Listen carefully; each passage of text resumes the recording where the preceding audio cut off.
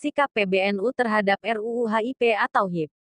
Perkuat Pancasila sebagai konsensus kebangsaan. Setelah melakukan pengkajian mendalam terhadap naskah akademik, rumusan draft RUU haluan ideologi Pancasila, HIP, dan catatan rapat Badan Legislasi DPR RI dalam pengambilan keputusan atas penyusunan RUU HIP tanggal 22 April tahun 2020, serta mencermati dengan seksama dinamika yang berkembang di masyarakat, Pengurus Besar Nahdlatul Ulama, PBNU, perlu menyampaikan hal-hal sebagai berikut. 1. Bahwa segala ikhtiar untuk mengawal, melestarikan, dan mempertahankan Pancasila sebagai falsafah bangsa, dasar negara, dan konsensus nasional patut didukung dan diapresiasi di tengah ancaman ideologi transnasionalisme yang merapuhkan sendi-sendi keutuhan bangsa dan persatuan nasional. 2. Bahwa Pancasila sebagai titik temu, kalimatun sawah, yang disepakati sebagai dasar negara adalah hasil dari satu kesatuan proses yang dimulai sejak pidato Soekarno pada tanggal 1 Juni tahun 1945, rumusan Piagam Jakarta tanggal 22 Juni tahun 1945 yang dihasilkan oleh Tim 9, dan rumusan final yang disahkan oleh PPKI pada tanggal 18 Agustus tahun 1945. Secara historis, Pancasila sebagai dasar dan falsafah negara yang disahkan pada tanggal 18 Agustus tahun 1945 adalah hasil dari moderasi aspirasi Islam dan kebangsaan. Dengan rumusan final Pancasila sebagaimana termaktub dalam pembukaan UUD 1945, Indonesia tidak menjelma sebagai negara Islam, juga bukan negara sekuler, tetapi negara nasionalis religius.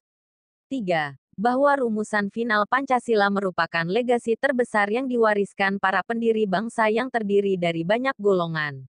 Karena itu, menonjolkan kesejarahan Pancasila tanggal 1 Juni dengan mengabaikan kesejarahan tanggal 22 Juni dan tanggal 18 Agustus berpotensi merusak persatuan, membenturkan agama dengan negara, dan menguak kembali konflik ideologis yang akan menguras energi bangsa. Tindakan apapun yang dapat menimbulkan mafsadah bagi persatuan nasional wajib dihindari, karena Pancasila dirajut oleh para founding fathers justru untuk mencegah perpecahan dan mempersatukan seluruh elemen bangsa dalam sebuah tenda besar. 4. Bahwa Pancasila sebagai perjanjian agung, tersusun dari 5 sila yang memuat nilai-nilai luhur yang saling menjiwai, di mana sila ketuhanan menjiwai kemanusiaan, persatuan, kerakyatan, dan keadilan sosial. Kesatuan nilai-nilai Pancasila yang saling menjiwai itu tidak bisa diperas lagi menjadi Trisila atau Ekasila.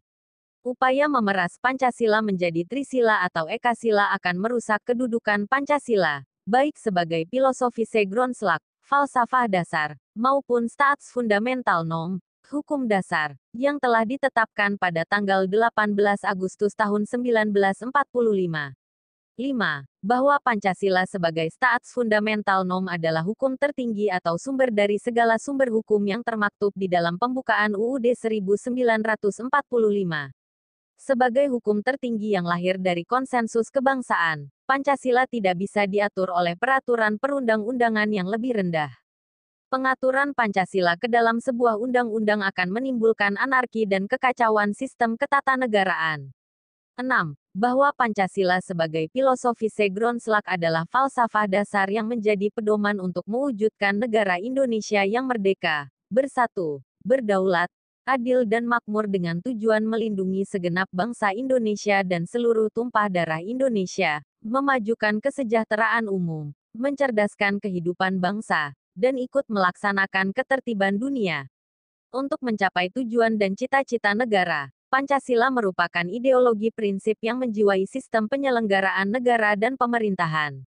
Penerjemahan Pancasila sebagai ideologi kerja selalu mempertimbangkan dinamika dan perkembangan zaman.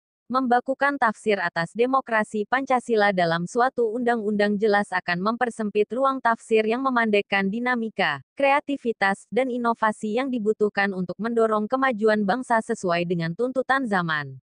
7. Bahwa kesalahan yang terjadi di masa lampau terkait monopoli tafsir atas Pancasila tidak boleh terulang lagi.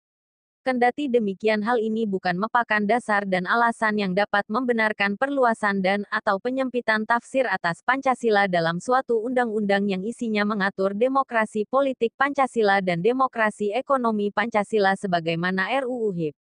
8. Bahwa obsesi untuk menafsirkan Pancasila secara ekspansif akan menimbulkan ekses negatif berupa menguatnya kontrol negara dalam kehidupan masyarakat.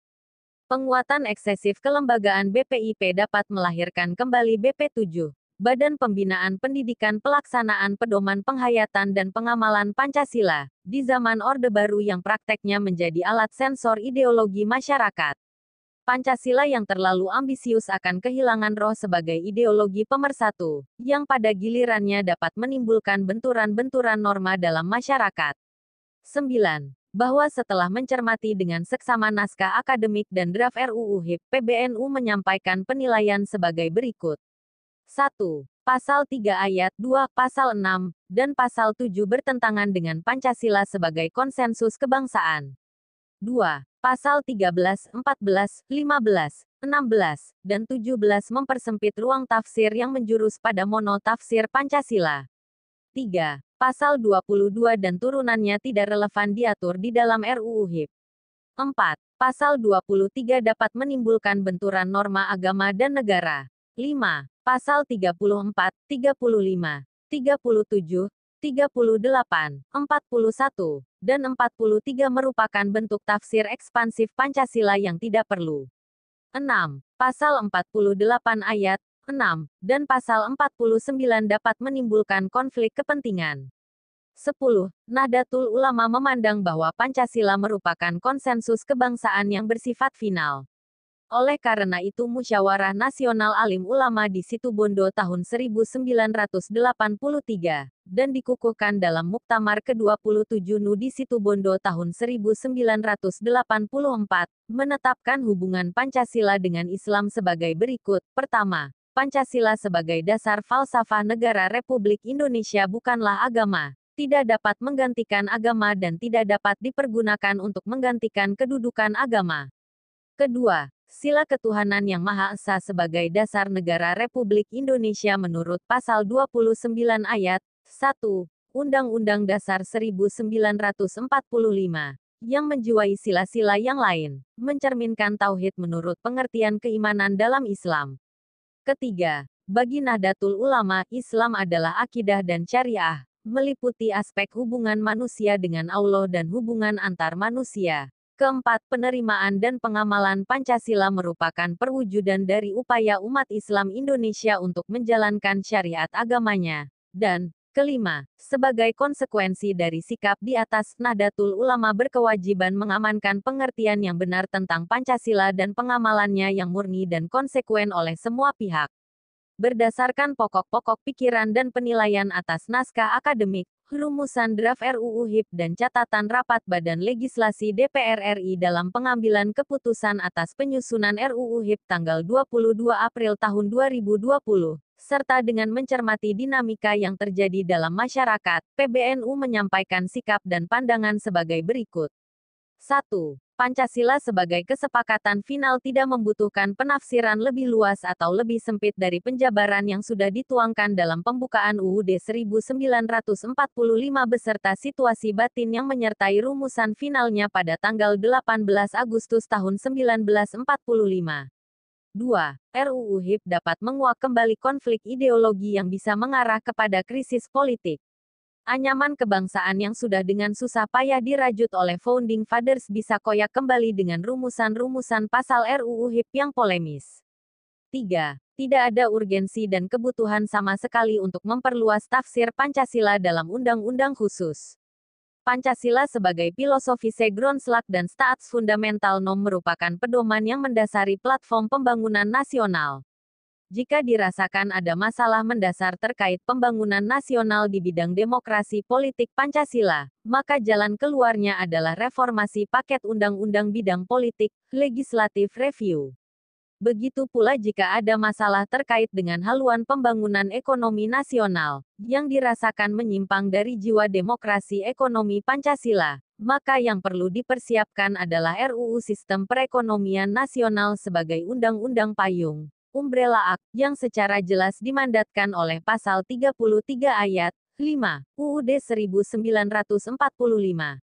4. Di tengah situasi bangsa yang sedang menghadapi krisis kesehatan dan keterpurukan ekonomi akibat pandemi COVID-19, Indonesia tidak perlu menambah beban sosial dengan memercikkan riak-riak politik yang dapat menimbulkan krisis politik, memecah belah keutuhan bangsa, dan mengoyak persatuan nasional. 5. Sebaiknya proses legislasi RUU HIP dihentikan dan seluruh komponen bangsa memusatkan energinya untuk keluar dari pandemi dan berjuang memulihkan perekonomian nasional. Jakarta, 24 Syawal 1441 Hijriah. Tanggal 16 Juni tahun 2020 Masehi. Ketua Umum PBNU, Profesor Dr. Kiai Haji Said Akil Siroj MA. Sekretaris Jenderal, Dr. Insinyur Haji A. Helmi Faisal Zaini.